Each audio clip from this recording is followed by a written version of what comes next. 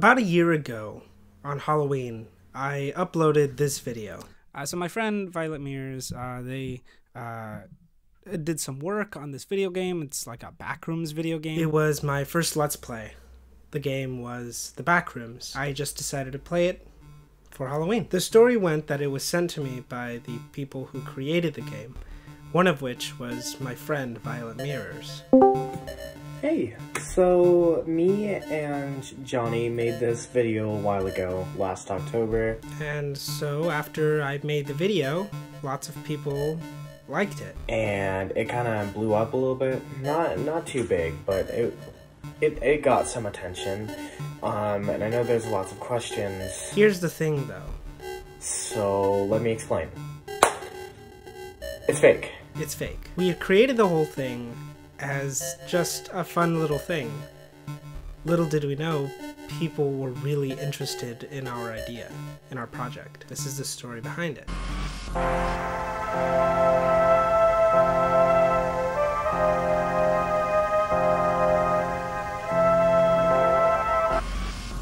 So it started when I had this idea that I wanted to make a Let's Play video for Halloween, except not an actual game. I don't really play lots of video games anyway, so how was I going to make a Let's Play without an actual game? I was having some ideas. The original idea for the video game was to have it filmed on camera, and it would be me going around my house looking for items in order to try and escape a monster, very similar to the game Slender. Although when I was kind of thinking about it, my house is always crowded and it just wasn't a good setting for a horror video game. I kind of thought that the ending would end up in my room and it would be footage in the video game of me in real life, kind of like a, you know, live footage thing. It was a fun little concept idea. I think it's been overplayed anyway. But that was the original idea and I thought it was funny, so I decided, you know what, maybe I should do something with this video game Let's Play idea. And it was obviously a fake video game. How would I do that? So I decided to talk to Violet, who was in my Discord server for the channel. I'd seen a lot of her songs and a lot of her videos, and I thought that her art was great. So I decided to reach out and see if she wanted to help me with this project. I remember he messaged me and was like, hey, do you want to work on this project with me? And I'm like, sure, I have an idea. And I was like, well, what is it? And it was like the Backrooms video game. And I was like, sounds good. Little did I know, she was pretty much the entire creative backbone for the visuals of this amazing project. But I'm getting ahead of myself. Once I had talked to her about starting this project, I told her that it was basically going to be a Let's Play of a game that doesn't exist. I had heard some people through liminal space subreddits and stuff and Instagram posts and all that having an interest in a video game that would be walking through liminal spaces, as if liminal spaces were something that you can, you know, look around and interact with. I thought it was a cool concept, so I just decided to go with that. Something like walk around to the Backrooms, but instead of it being super realistic or anything, it would be through this cool art style that she had, and I just wanted to kind of have that. The art style that she had kind of reminded me of Interface by Umami, a very interesting web series. I really recommend you watch it. But when I saw her art, that's immediately what I thought about. So a story started to form in my mind and I started to write the script. As I was writing the script, I sent her a bunch of pictures of liminal spaces and Backrooms images that I wanted her to recreate in her art style so I could implement them in the video. We already had a couple key locations. One of them was the neighborhood. The neighborhood was supposed to be some kind of visual of the main character's day-to-day life. I thought that suburbs were, you know, very boring, so I decided that would just be a really good setting for this video game. The second setting would be the superstore which she works in. It's a grocery store. When she sent back all of the amazingly detailed drawings, I was absolutely blown away. But I was in love with the art. I thought that it was a great representation of what I was looking for, this overcrowded area that this guy is basically stuck working at. I wanted him to feel trapped there, and so that's why I think that she did such a great job with making the place look claustrophobic and full of shit that people would just come and buy.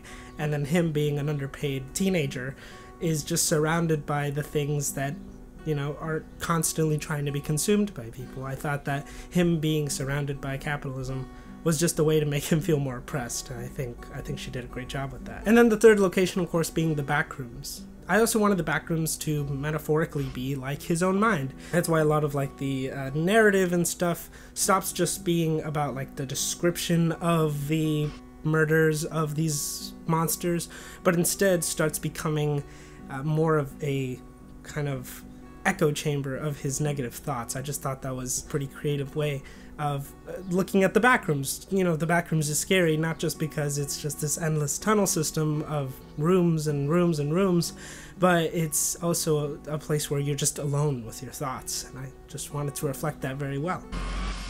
The monsters are also reflective of the characters. There are 3 main monsters that she started designing, and when she started designing them, I started writing out the characters as well, and the character conflicts. So the first monster that you defeat is this little slug guy, and while you're defeating him, he feels very guilty. He feels very, you know, kind of in shock of himself that he's doing something like this. Let's use the box score again. The redacted whimpers. It heaves its last breath. It falls lifelessly onto the ground, motionless. Its blood escapes it, marking the carpet red with its blood. It's blood! You killed it. You fucking killed it. Giving himself that responsibility of something so horrible. I wanted that to be reflective of his job. I wanted it to be where he tries to hide from his responsibilities. Where at work, he's not actually trying to work. He's just telling his coworkers to do work for him, or he's just out back smoking and not actually giving a shit about the job. And so I wanted this to be kind of a way for him to actually take responsibility for something that is his fault.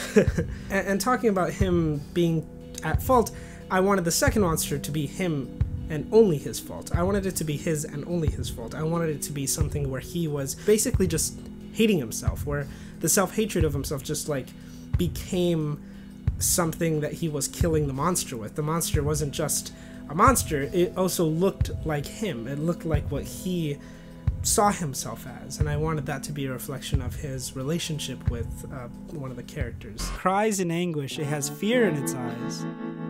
I don't even think it has eyes. You've seen this face before. You've seen it in the bathroom mirrors late at night. Tried calling Mandy, but she wasn't up, and I hated her for that. Don't blame other people, dude. Why did I want her to be there all the fucking time? So I can have attention that I didn't think I had as a kid?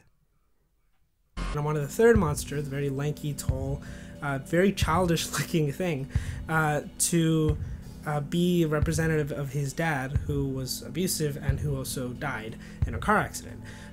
You know, obviously with that, he doesn't have that kind of closure that many people would have with talking to their father about how abusive they were. And he's also trying to be a child. He's trying to be childish. It isn't just him killing this childish monster. It's supposed to be representative of him being like his dad, which I think is horrifying, especially if that person is abusive. Burn its skin. Burn it like your dad burned your skin. Just because your old man used to when he was home from fucking some whore last night. Jesus Christ, what the fuck is this? He's not dead, but he lost all hope. It's all sapped out of him. When I was trying to come up with the music, I really wanted music that was reflective of the story and what it meant and the themes in which we had. A lot of the songs were made by Violet Mirrors. She did such a wonderful job with that. But also there's a couple songs in there that I just wanted to add on as kind of little add-ons. Not necessarily all the music is Violet's, but there's a couple songs that are well known. There's Weird Fishes by Radiohead is in there. It's slowed down.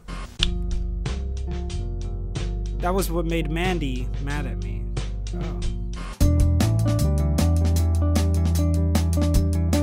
I Can Only Bliss Out for Days, that's in there as well.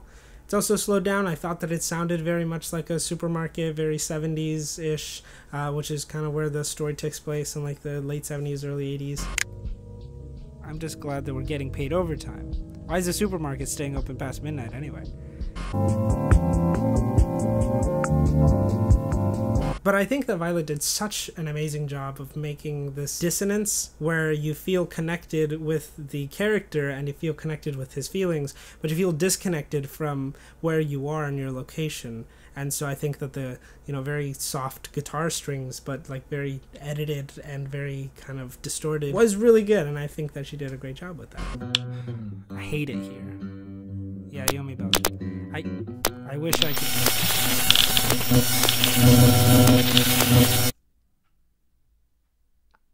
I didn't do it. This music is really great. Just another room in the many back rooms. Was me entering that room, the sole purpose was just to kill that guy? Okay, this was great.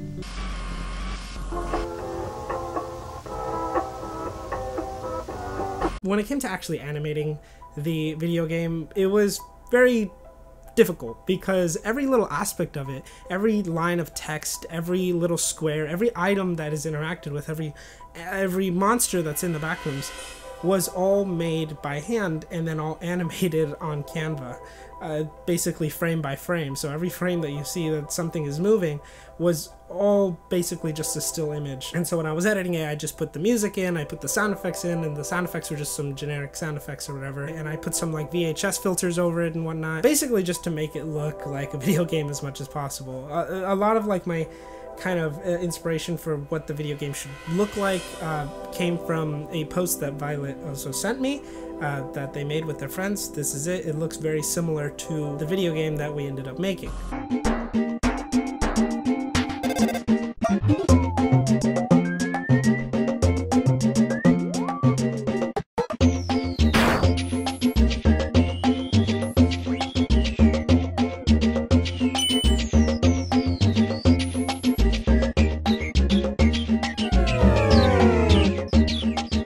Pretty much without that post, the video game wouldn't look like how it does now.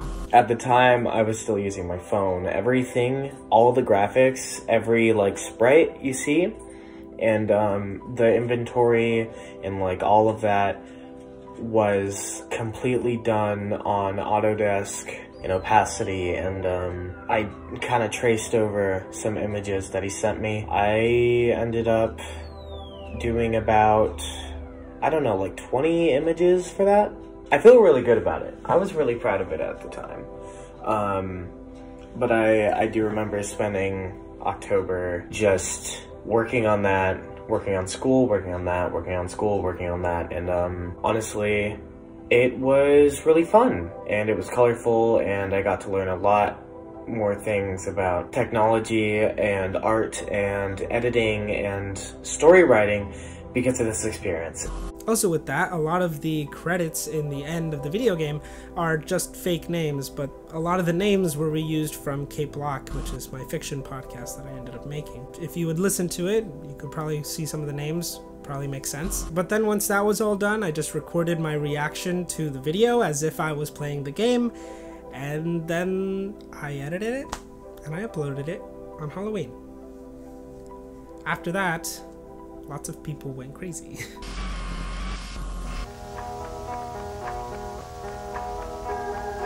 Everyone in the comments was having trouble looking for the link that I said that would link to the game. I just left the Twitter page, which of course I made with the little trailer and whatnot.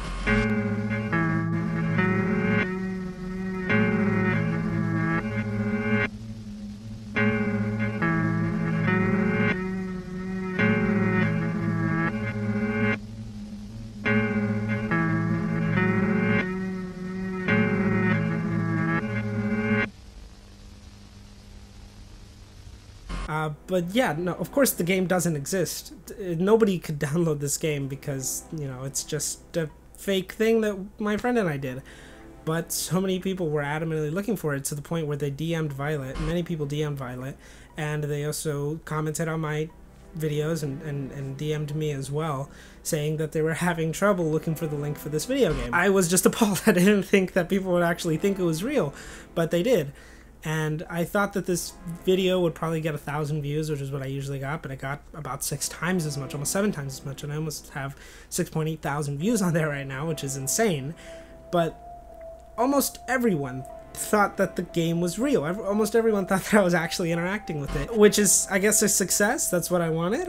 But also, I feel so disappointed because nobody gets to play it. I feel like so many people wanted to. There is a possibility that Violet and I might end up actually working on it and making it a real game. I might actually make one. All the names in the credits are fake, except for mine. And yeah, I mean, that's about it. Who knows when that'll be? Who knows if that ever will be? But I think with the popularity of this and the fact that that video is still getting views now and comments now, I think that this is something that I really should clarify. This game is not real. We made it up. It was a whole process. It started gaining a lot of traction, and that was sort of like, I was like, whoa. That, I mean, it's being seen, you know? And I make my own little projects, and I work on stuff and music and everything, and seeing my music in something that's really cool, my music and my art and like some of my writing in something really, really cool was like breathtaking to me, you know? I was so excited. I remember skating around with my friend on last Halloween and watching the video when it came out, and honestly, I was just blown away. The editing was really good, and it's all made in iMovie, which was crazy to me as well.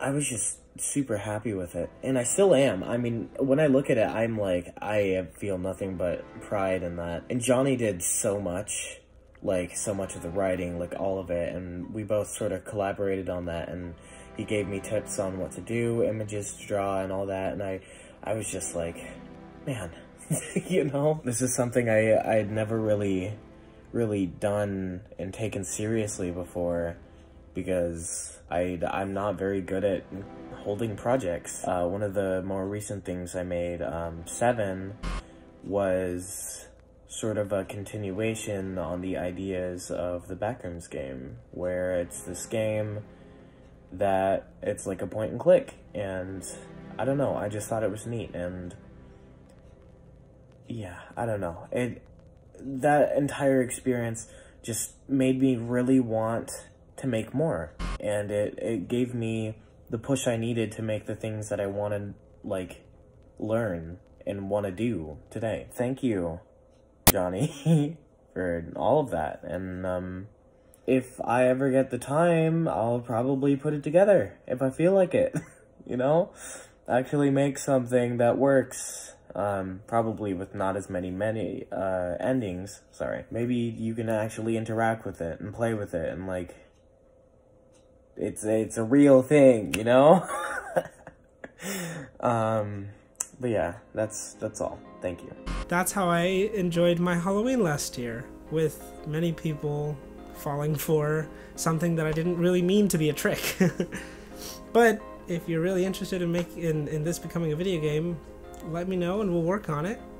Or maybe if you want to work on your own, let me know as well. But this was just supposed to be a fun little project that I wanted to be a reflection of a lot of the things I was going through at the time. There was, you know, kind of talks about relationships and beating yourself up, and at the time I was basically ready to quit the YouTube channel until I'm pretty sure it was my trauma core video just blew up out of proportion to almost have a million views, which is absolutely insane. It's so weird to think that I would make a video that I thought no one would watch and yet put this much effort into it, and it became one of my favorite ones and one of the most talked about ones, and one of the ones that most people still talk about today.